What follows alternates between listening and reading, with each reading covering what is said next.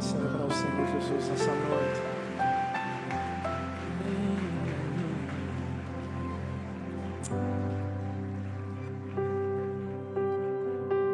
Senta no seu lugar. Você já parou para pensar?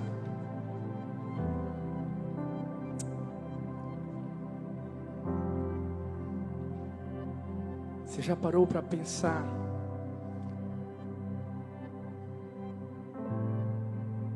no chamado que Deus fez a cada um de nós? Você já parou para pensar que certa vez a Bíblia mostra que Jesus olhou para Pedro e disse assim: Pedro, sobre esta pedra edificarei a minha igreja, e as portas do inferno não prevalecerão contra ela. Quando Jesus falou isso para Pedro, Jesus estava querendo mostrá-lo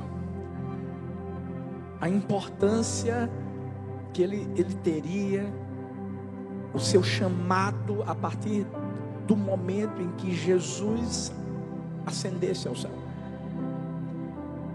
Mas pensa comigo, a gente está falando de Pedro.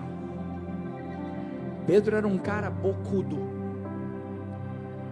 um cara que tinha uma língua muito grande, uma pessoa prepotente, uma pessoa que até mesmo se sentia melhor do que os outros, porque ele foi o único que chegou para Jesus e disse assim: todo mundo pode te deixar, mas eu não, eu fico firme.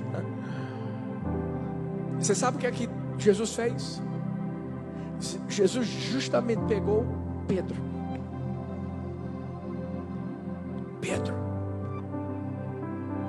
para fazer com que ele se tornasse o principal líder. Foi ele que, quando os 120 estavam reunidos e o Espírito Santo de Deus foi derramado sobre eles, e línguas, foram vistas como de fogo na cabeça deles. Foi Pedrão que se levantou e teve a ousadia de começar a falar de Jesus. E naquele dia, milhares, eu não estou falando centenas, eu estou falando milhares de pessoas se entregaram a Jesus. Uau! Porque Jesus faz isso. Jesus pega alguém que não merece. Jesus pega alguém que aos seus olhos humanos não é digno, e Jesus diz assim: é você. Ao longo da história da Bíblia, nós vamos encontrar esses homens e mulheres de Deus tão poderosos, mas todos eles dentro de si tinham fragilidades.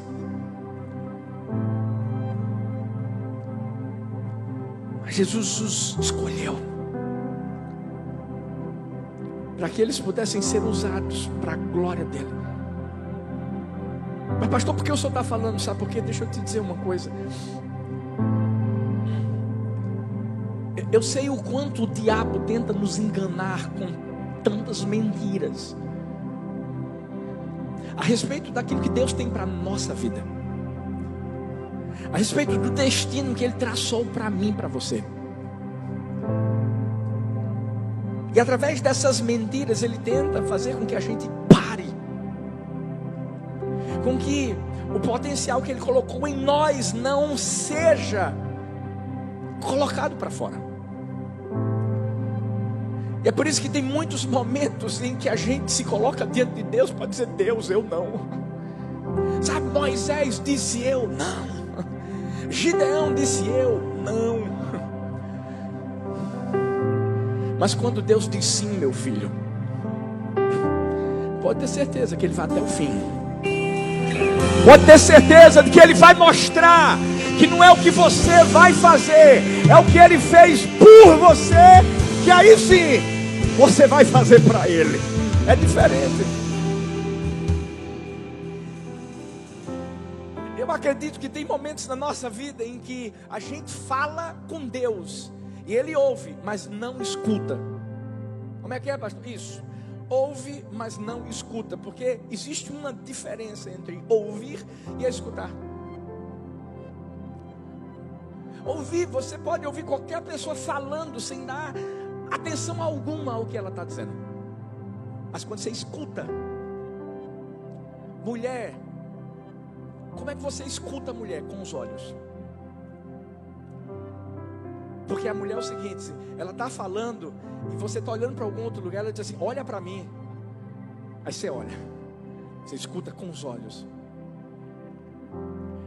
Tem coisas que Deus ouve, você está falando, mas Ele não está prestando atenção. Ele não está escutando. Eu vou explicar daqui a pouco para você, mas se você ainda não consegue diferenciar entre ouvir e escutar, vou te explicar de novo. Sabe quando o homem chega, pergunta para a mulher, você foi para o mercado? E tudo que ele quer ouvir é sim ou não. E a mulher fala o quê? Ela diz assim, hoje eu me acordei às 6 da manhã. Fui tomar um banho. Tive que fazer um tratamento no cabelo. O meu café foi um pouquinho de ovo mexido com inhame. Tomei um cafezinho sem açúcar. E saí às 7:30 da manhã. O trânsito estava simplesmente cáustico. Cheguei no supermercado. E essa é a coisa que ele quer ouvir, se você foi ou não. Cheguei ao supermercado, encontrei fulano, batemos um papo sobre isso, aquilo, outro, tal. Deixa eu te dizer uma coisa, mulher. Ele está ouvindo tudo que você está falando, ele não está escutando. A única coisa que ele quer saber é se você foi ou não. Por quê? Porque ele quer saber se você trouxe ou não a Coca-Cola dele. Só isso. Mais nada. Sabia que com Deus é mais ou menos assim. Tem coisas que a gente está falando para Ele, Ele ouve. Porque Ele sim é o Deus onipresente, é o Deus onisciente, sabe de todas as coisas, claro. Mas Ele não escuta. Você sabe por quê? Porque Ele não dá atenção a algo que não está conectado a Ele. Sabe quando você chega para Ele? Por exemplo, Moisés chegou para Deus para dizer assim, eu sou gago. Deus ouviu, mas não escutou. Sabe quando Gideão chegou para Deus para dizer assim, eu sou o menor da minha tribo. Deus ouviu, mas não escutou. Moisés foi usado ou não foi por Deus? Foi. Gideão foi usado ou não foi por Deus? Foi. Hoje eu quero falar sobre 3 coisas que Deus não escuta de mim e de você.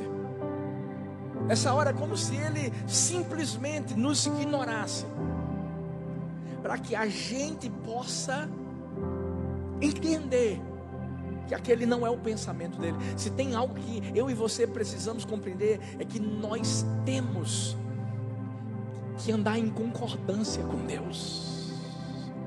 O diabo é que vai querer que a gente se desvirtue no falar, no agir. Mas é nessa hora que Deus diz assim, estou ouvindo, mas não estou escutando.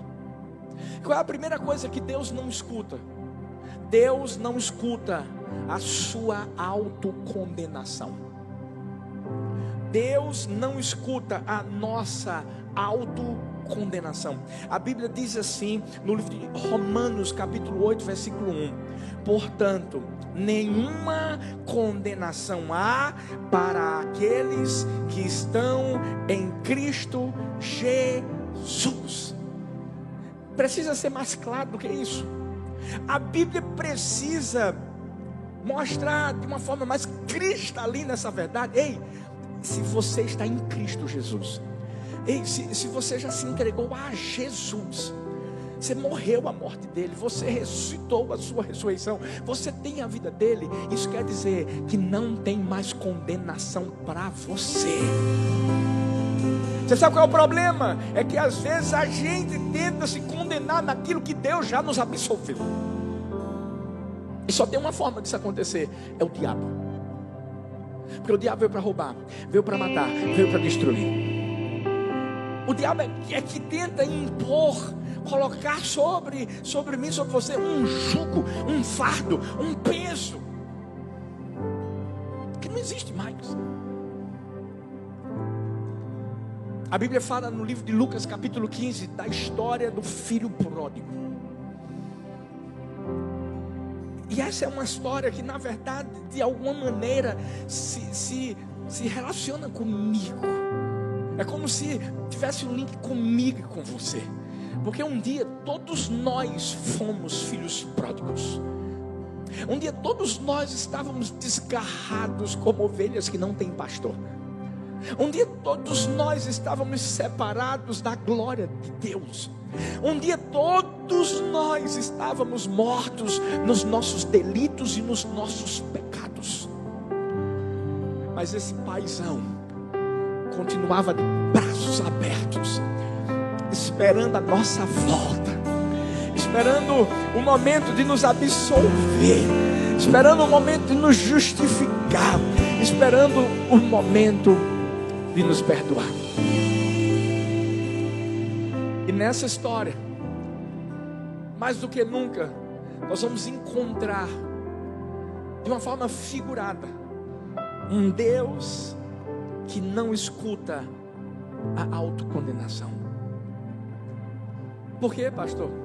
Porque a história de Lucas 15, se você não conhece, é a história de um filho pródigo, um filho que decidiu sair da sua casa. Ele era o mais novo. Ele chegou para o pai e disse assim: eu quero a minha parte da herança. Para você entender a gravidade dessa situação, ele estava dizendo para o pai: pai, eu queria que o senhor já tivesse morto,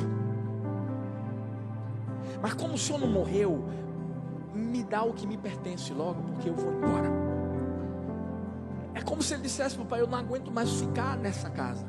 E olha que ele tinha tudo, do bom e do melhor. O seu pai o deixa aí.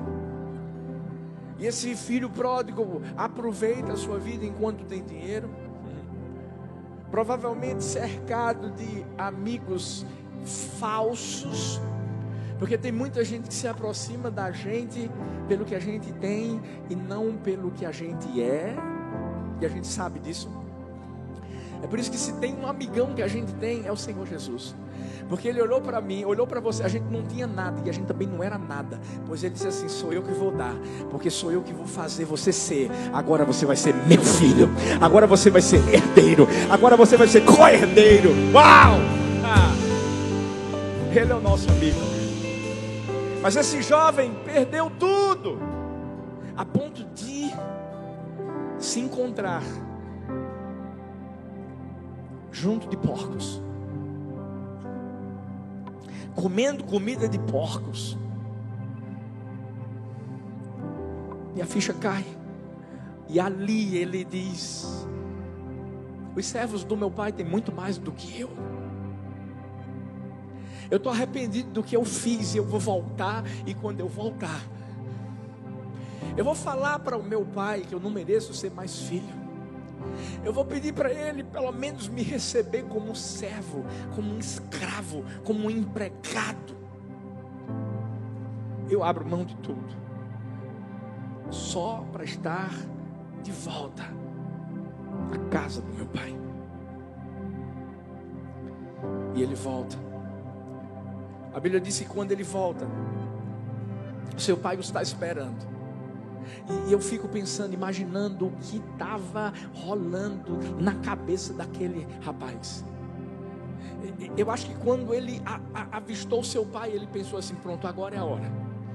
Agora é a hora de eu baixar logo minha cabeça e de nem olhar para os olhos dele. Porque eu acredito que meu pai não vai nem sair do lugar. Eu acredito que ele vai ficar lá parado, esperando chegar. E quando eu chegar, ele vai dizer: eu sabia que isso ia acontecer. Talvez ele vai me dar uma lição de moral e eu vou ter que escutar, porque eu estou errado. Mas a Bíblia diz que quando aquele homem olhou para o seu pai, ele viu um pai que corria ao seu encontro. Não foi o filho pródigo que correu ao encontro do pai, foi o pai que correu ao encontro do filho pródigo. Meu Deus do céu! Você sabe o que é isso? Eu vou te explicar. Quando a Bíblia diz que Deus não veio ao mundo para condenar o mundo, Deus veio para salvá-lo. Isso é Deus indo ao encontro do mundo. Isso é Deus correndo de braços abertos ao encontro de mim, de você. Mas o que mais me chama a atenção, e eu fico imaginando, o que é que aquele filho pródigo começou a pensar quando seu pai correu ao seu encontro e o abraçou? Eu fico pensando que naquele momento o filho pródigo queria dizer: pai, eu até acredito que ele tenha falado algumas dessas coisas. Pai, eu não mereço. Pai, eu errei. Pai, eu quero ser um escravo. Pai, eu quero. E em cada momento em que esse filho pródigo esboçava esse desejo de falar alguma coisa, o pai dizia assim: filho, cala a boca.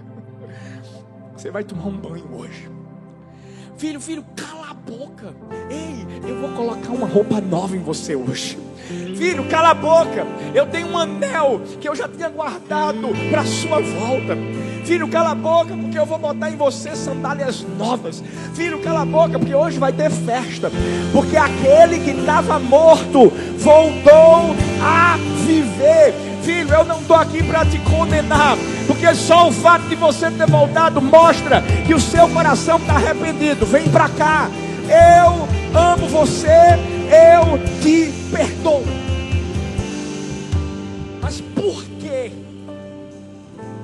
é que a gente se condena nas mínimas coisas? Você quer ver uma coisa?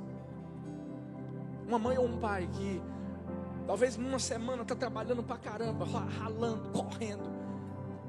Qual é o pensamento que o diabo bota? Você não tem tempo para os seus filhos? Que pai é esse? Gente, fala sério. Sabe? Às vezes as pessoas até pensam que isso é o Espírito Santo. Não. Espírito Santo não coloca peso, tira. Qualquer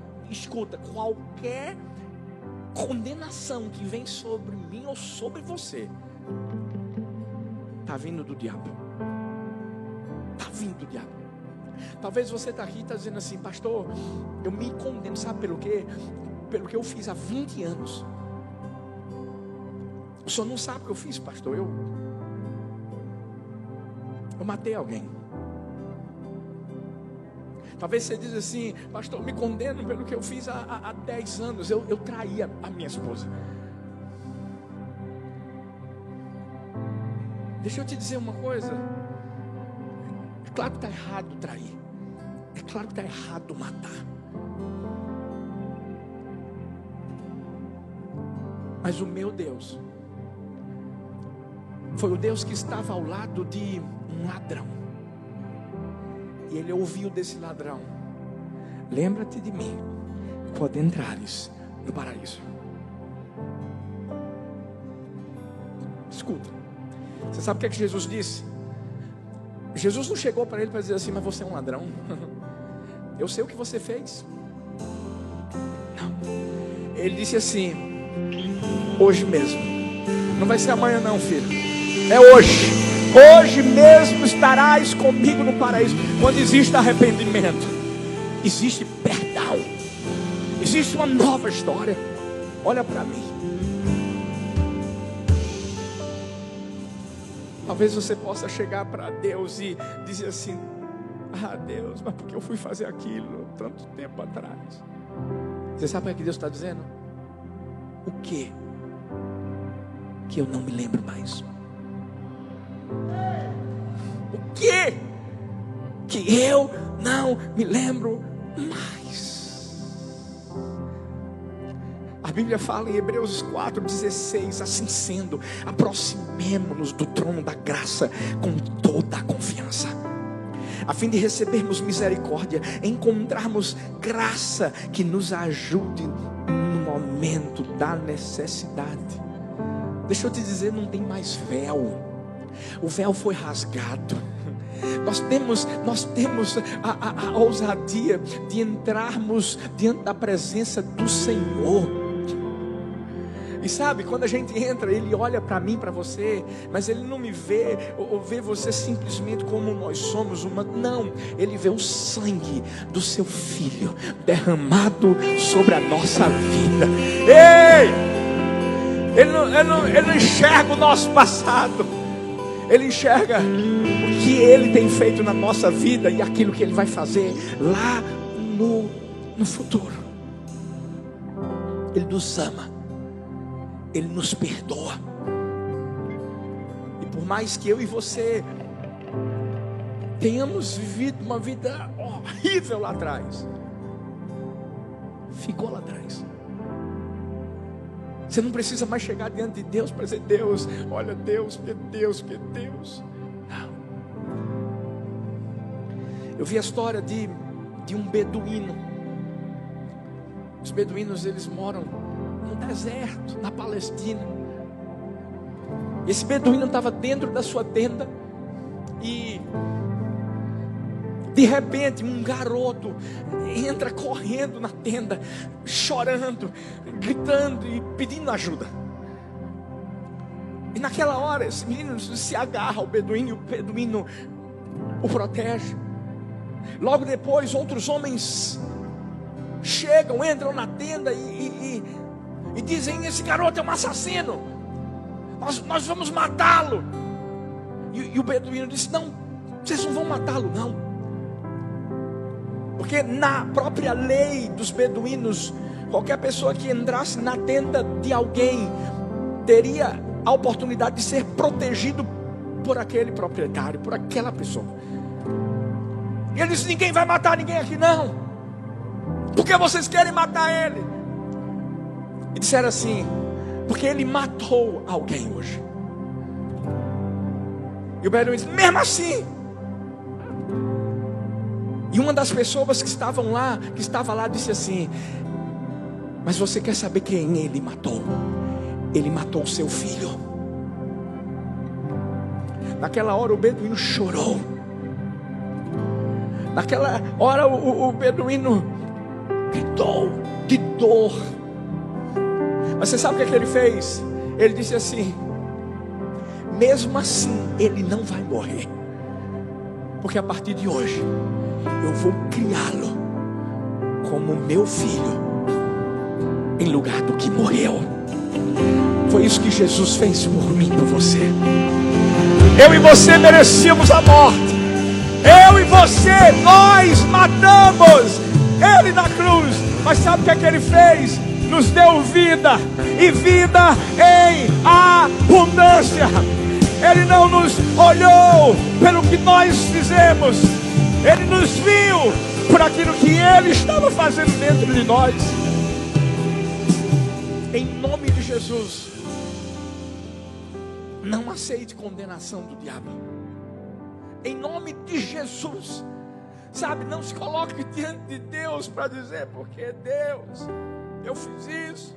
Deus, quando o seu coração está arrependido, quando Deus escreveu uma nova história na sua vida, ei, não há condenação para aqueles que estão em Cristo Jesus. Olha para essa pessoa linda que está perto de você e diz assim: ei, eu estou em Cristo.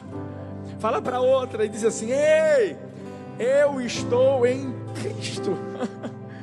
Então não vai aceitar jugo, não vai aceitar peso, não vai aceitar fardo do diabo sobre a sua vida, porque tudo isso já foi levado na cruz do Calvário. Segunda coisa que Deus não escuta a sua falta de fé na misericórdia dele. Tito capítulo 3, versículo 5. Diz assim: não por causa de atos de justiça por nós praticados, mas devido à sua misericórdia, Ele nos salvou pelo lavar regenerador e renovador do Espírito Santo. Essa palavra misericórdia, sabe quando a Bíblia diz assim, que as misericórdias do Senhor são a causa de não sermos consumidos? Quando nós compreendemos dentro do nosso coração o poder que existe nas misericórdias do Senhor, nós passamos a crer nelas. É claro, obviamente, que isso não é uma desculpa para que eu e você possamos viver pecando. Não. Viver no pecado. A Bíblia fala em Romanos, como é que a gente vai viver no pecado se a gente já morreu para ele? Mas isso não quer dizer que nós somos impecáveis, somos super homens, super mulheres. Não! Qualquer um de nós está infelizmente sujeito a cair, a errar. Mas a gente tem que entender que as misericórdias do Senhor se renovam todos os dias. Até porque, venhamos e convenhamos, a própria palavra mostra que existem erros, pecados que a gente comete por ignorância, e pecados que a gente nem sabe que está pecando. Por isso que o próprio salmista se colocava diante do Senhor para pedir perdão por esses tipos de pecados. Mas tem uma coisa que o diabo não quer que a gente acredite, é nisso, de que essas misericórdias não tem fim, elas se renovam. Faz parte da autocondenação. Ele quer que nós não acreditemos que Deus mesmo, Ele perdoa de verdade,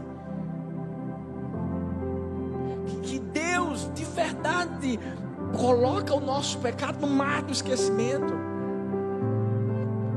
Porque tem gente que pensa que Deus tem um arquivo no céu.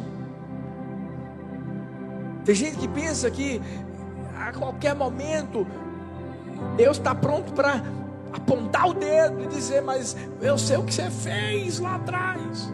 Não. Quando as misericórdias do Senhor se renovam a cada manhã, isso quer dizer que o que passou, passou. Se a Bíblia diz assim, se alguém está em Cristo, nova criatura é. As coisas velhas já passaram, e eis que tudo se fez novo. Ei, esse tudo se fez novo é justamente por causa das misericórdias do Senhor. Sabe por que o preço já foi pago por completo? Deus não foi à cruz para fazer algo na minha vida e na sua vida parcelado. Não. Jesus não vai voltar para ir à cruz de novo, gente. Sabe quando Ele diz, está consumado? Quando Ele diz, está consumado, Ele está dizendo assim, eu fiz. Ele está dizendo isso para que o diabo entenda. Sabe quando a Bíblia diz que Deus nos salva de forma perfeita? O que Ele fez foi completo. Não tem como eu e você darmos uma mãozinha. Não tem como eu e você fazermos alguma coisa assim, sabe, que vai cooperar pelo menos 0,0001% para a nossa salvação. Não. Já fez tudo. É por isso que, se não fosse pela misericórdia, lembra do filho pródigo? O pai cometeu um ato de misericórdia. O pai podia muito bem ter falado com o filho: é o seguinte, você errou, você queria que eu morresse, você pegou a parte da sua herança, agora você não tem nada, inclusive você não tem mais casa, pode ir embora. Mas o ato daquele pai foi um ato de misericórdia, de mostrar: eu sei que você fez, mas eu não vou focar no que você fez, eu vou focar no que eu estou fazendo na sua vida. Vem, filho, vamos deixar o passado atrás e vamos viver uma nova história. Só tem uma pessoa que não gosta da misericórdia: o diabo. Você sabia que de certa forma vai existir a figura do diabo na história do filho pródigo? O filho mais velho. Quando o seu irmão chega, que a Bíblia diz que ele estava fora, e quando chegou, sabe o que ele ouviu? Barulho de festa. Eu acho que ele começou a sentir o cheiro do cabrito, do bode, daquele boizão gostoso que estavam fazendo, porque ia ter banquete naquele dia. Sabe o que ele fala para o pai? Eu sempre estive aqui, o senhor nunca fez nada para mim. Sabe quando você vive graça e não reconhece a graça? Porque eu vou te falar uma coisa: Deus tem sido bom conosco, Deus tem sido misericordioso comigo, com você. Mas deixa eu te dizer uma coisa: Ele pode ser bom e misericordioso com qualquer uma, com qualquer um. Ei, e se Deus colocar o outro lá em cima e você aparentemente estiver aqui embaixo, celebra, festeja. Você sabe por quê? Deus nunca deixou de te abençoar, Deus nunca deixou de cuidar de você.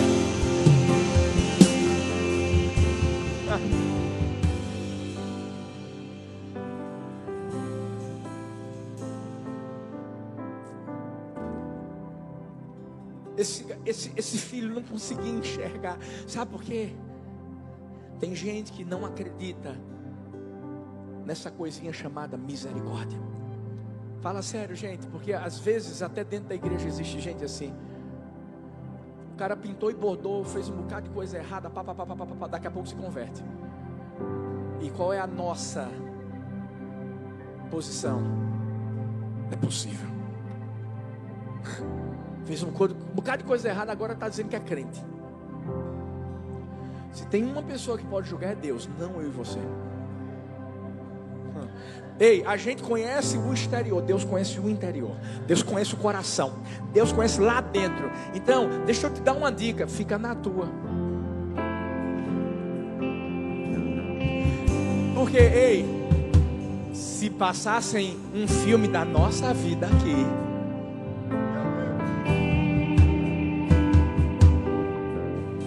só agradece pelas misericórdias que Deus colocou sobre sua vida e celebra quando ela se estender sobre a vida de outras pessoas. Celebra, mas creia nisso, creia. O cara pode ser o cara que foi mais mulherengo do mundo,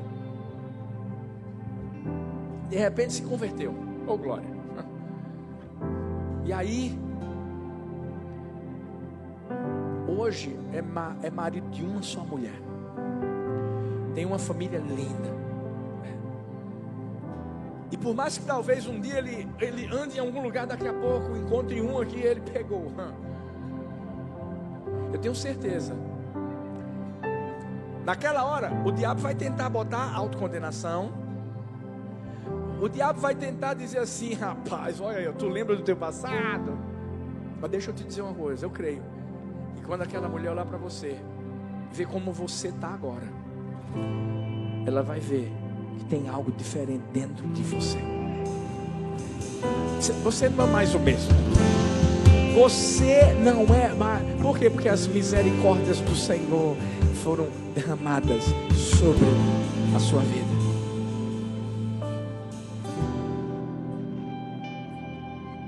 Eu vi a história de um garotinho chamado Sam. Tinha 9 anos. Foi para a casa dos avós. Estava lá na fazenda maravilhosa. Seu avô deu um estilingue para ele. Quem é que teve um estilingue, gente? Badoque, bom demais, né? Matei tanta lagartixa assim, pá, com esse bichinho. O Sam tentou, assim, sabe, alvejar alguns bichinhos, assim, não conseguiu nenhum. Ele já estava irritado. Pegou uma pedra bem caprichada e viu o ganso da avó. Apontou. Quando apontou, foi na cabeça. Puf, morreu. Mas não sabia ele que a irmã dele, Sally, estava de butuca olhando para ele da janela da casa. Quando ele olha, Sally só fez assim, ó.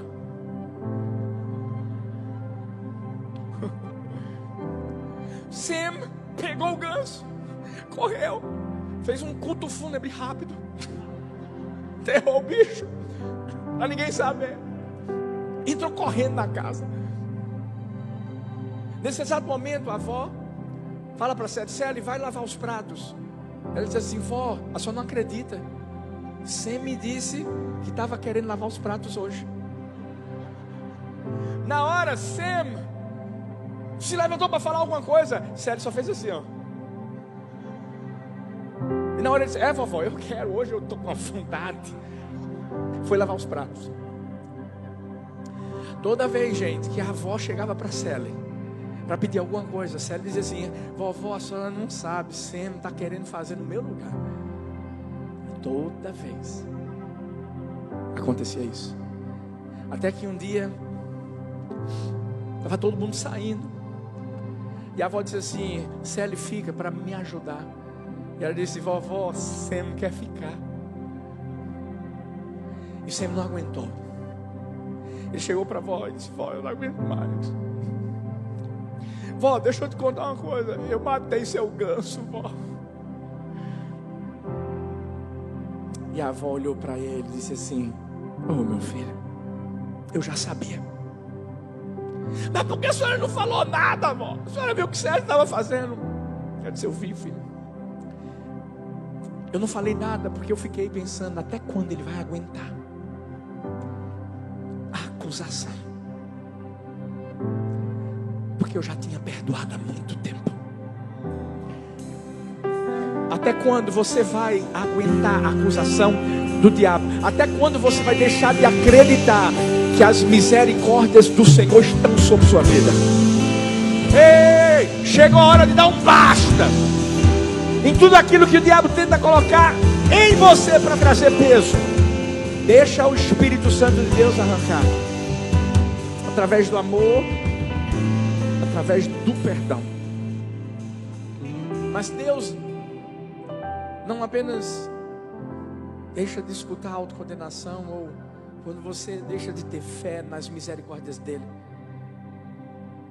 Deus não escuta você dizer que é o fim, quando ele diz que é só o começo. Só o começo.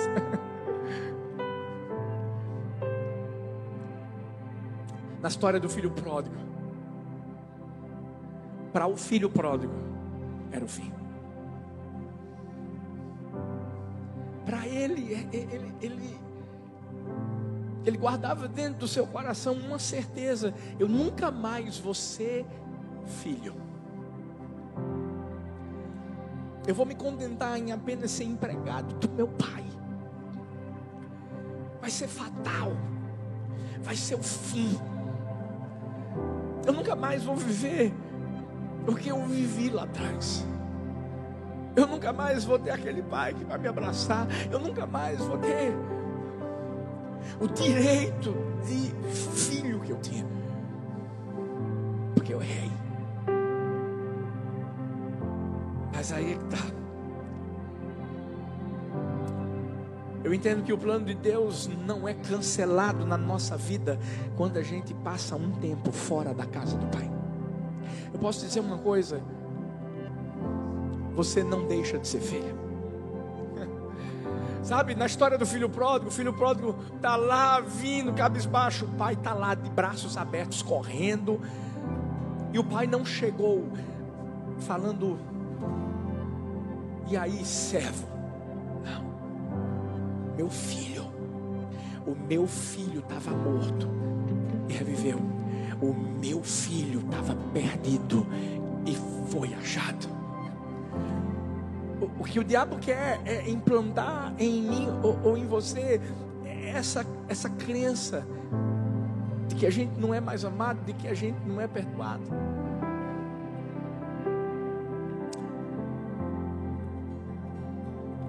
Quando aquele filho voltou,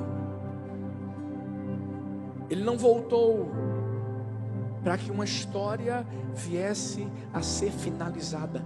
Ele voltou para que uma nova história começasse a ser vivida.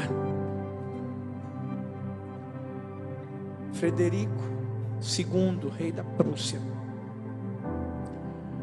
Um dia ele se vestiu como qualquer cidadão comum. E ele decidiu visitar uma prisão militar. Ao entrar lá, ele começou a falar, a conversar com alguns detentos. E o impressionante é que todos apenas diziam: eu sou inocente. Eu estou aqui de forma injusta. Eu não fiz o que estão dizendo que eu fiz. Mas teve só um, que ao sentar com ele, começar a conversar, ninguém sabia que ele era rei, nada. Esse rapaz começou a dizer: eu mereço estar nesse lugar. Eu errei. Eu realmente fiz as coisas que dizem que eu fiz. Mas se eu tivesse mais uma chance, eu estou arrependido. Tudo que eu queria era mais uma oportunidade para viver algo novo. Mas eu sei que eu cheguei ao fim. Frederico II saiu daquele lugar, procurou as pessoas responsáveis pelo presídio, pela prisão militar, e disse: aquele homem com que eu conversei, que disse que reconhecia o seu erro, podem tirá-lo ainda hoje, porque ele vai servir de exemplo, de inspiração. E eu creio que através da história dele, da atitude dele, muitas outras pessoas poderão ser reabilitadas. Isso é uma história real. Real. Sabe, tudo que Deus quer de mim e de você, para que a gente viva uma nova história, para que a gente viva coisas novas, para que a gente receba perdão, para que a gente receba misericórdia, não são justificativas, porque Deus pode até ouvi-las, mas não as escuta. Por isso que Davi, quando se coloca diante do Senhor primeiro, mas depois do profeta Natan, quando mostra a Davi o erro que ele tinha cometido, Davi não chegou para dizer: olha, mas eu peguei Batseba, sabe por quê? Poxa, ela estava lá tomando banho lá no rio, nua. Não. A única coisa que ele disse foi: eu pequei, contra ti somente pequei. Eu fiz o que era mal aos teus olhos. Davi não deixou de ser um homem segundo o coração de Deus. Não. Davi não deixou de viver uma nova história. Não.